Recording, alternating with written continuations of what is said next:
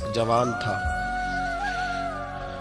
مسجد میں آیا، لوگوں سے کہنے لگا روٹی کھلاؤ، کسی نے توجہ نہ کی۔ اس نے کہا میں رب رب بتانے والا ہوں، میری طرف دیکھو تو صحیح۔ کسی شخص نے خیال ہی نہ کیا۔ پھر اس نے کہا یار تھوڑا سوچو، نمازیوں سے کہا، اہل علاقہ سے کہا، انہوں نے کہا تیری طرح کے بڑے درویش دیکھیں۔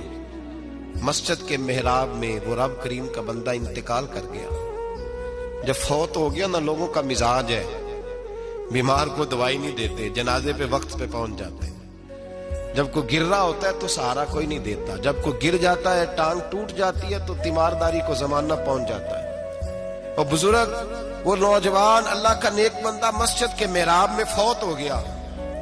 حضرت فضیل ابن عیاض کہتے ہیں امام صاحب نے اعلان کیا چندہ دو، کوئی لاوارث فوت ہو گیا، کفن دینا۔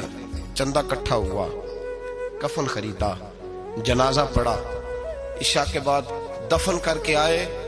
فجر کی نماز کے لیے جب امام اور مؤذن مسجد میں آئے تو چیخیں مارنے لگے، تڑپنے لگے، دور دور تک آوازیں پھیل گئی، دنیا دوڑی آئی۔ کیا ہوا؟ کہنے لگے وہ جو تم نے کفن پہنایا تھا وہ یہاں پڑا ہوا ہے، اور دیکھو کفن پہ تحریر لکھی ہے۔ تحریر کیا ہے؟